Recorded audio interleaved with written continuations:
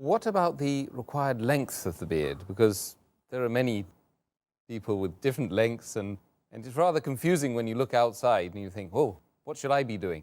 What did the Prophet Muhammad do?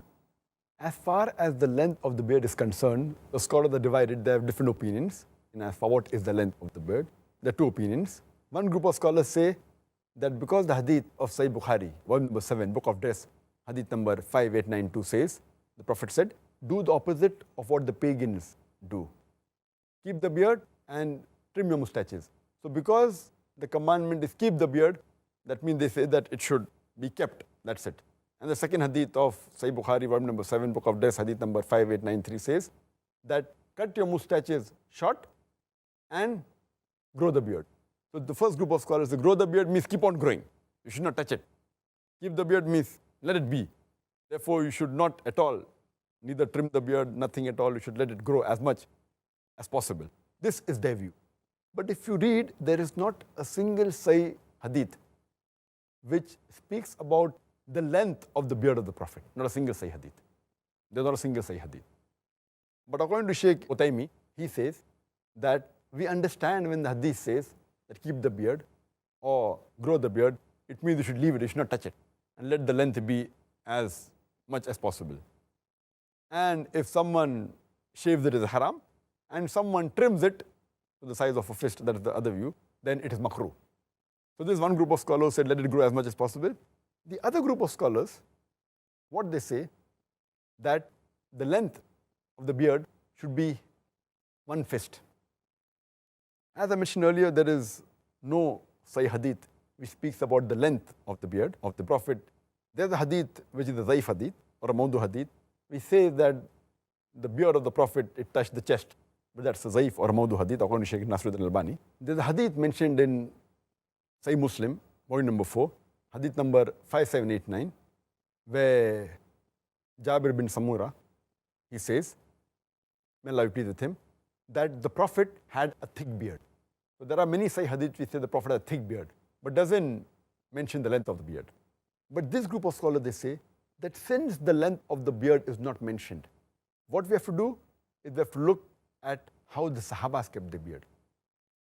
The length is not mentioned, so we have to look at the Sahabas, because the Prophet said, if you don't find in my example, then look at the people around me in this generation, at the companions, Sahabas. And when we look at the Sahabas, we find several authentic hadith, more than 10 Sahih hadith, which say that the Sahaba, they kept their beard at the length of one fist. And whatever was below the one fist, they trimmed the beard. Including Ibn Umar, may Allah be pleased with him, Ibn Abbas, may Allah be pleased with him, Abu Huraira, may Allah be pleased with him. All these Sahabas which are very close to the Prophet, they trimmed their beard. Even those Sahaba who narrated the same hadith, Ibn Umar, may Allah be pleased with him, hadith of Sahih Bukhari, volume number 7, book of dress, hadith number 5892. Ibn Umar, may Allah be pleased with him, who narrated the hadith, that the Prophet said that do opposite of what the pagans do. Keep the beard and trim your mustaches. Immediately after that, the hadith continues and says that whenever Ibn Umar, may Allah be pleased with him, used to go for Umrah and Hajj. After Umrah and Hajj, he used to catch the beard with his fist, and whatever was below the fist, he used to cut it. So imagine those Sahabas who narrated the hadith, and all these Sahabas, Ibn Umar, Ibn Abbas, Abu Huraira, may Allah be pleased with them all, they were staunch followers of the Sunnah of the Prophet. And they narrated the hadith. When they narrate the hadith of trimming the mustache and keeping the beard, growing the beard, they understood the way the Prophet wanted. So why did they trim the beard? If the view of the first group of scholars is right, that keep on growing, growing means how to grow? The way the Prophet grew. And if there's no hadith indicating his sayings or actions, then you look at the way the Sahabas did. That's the way how you analyze the hadith. That's the reason Shaykh Nasruddin Albani, he says that the right size of the beard should be the size of a fist. And he says, for example, that when we analyze the hadith, if it's present in the sayings, that is the best of the Prophet. If it's not, you look in the actions. If not in the actions, approval. If it's not there, you look in the lifestyle of the Sahaba. What did they say? What did they do? So we agree that what the Sahabas did was they followed the Prophet. And you don't find a single hadith, neither of the Prophet or neither of any of the Sahabas, which say that they did not trim the beard. There are more than 10 hadith which say that the Sahabas, they trim the beard below the fist. If there was even a single hadith which says that this Sahaba did not trim the beard at all, then it can be possible that both are right. Because there's not a single hadith on the other side saying that the Sahaba never trim the beard, but there are no less than 10 Sahih hadith which say that the Sahabas below the fist, they trim the beard. According to Sheikh Nasr al-Albani, it is fard to trim the beard below the fist. It is fard. And anyone who keeps a beard more than the fist length, it is makruh according to him. Makruh, detestable. So this is a strong fatwa given by Sheikh Nasr al-Albani. He's very staunch.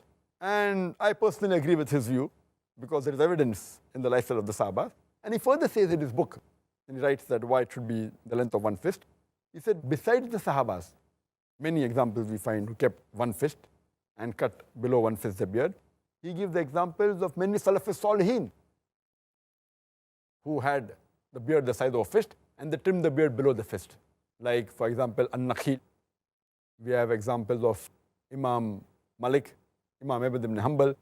All these great Salafis Salihin, they trimmed the beard below the fist. They quit it like that and they trimmed it below the fist. So this is the view of the second group of scholars. And I agree more with the group of scholars, including Sheikh Nasr al-Albani, that the right size is the size of the fist and the rest, Allahu Alam.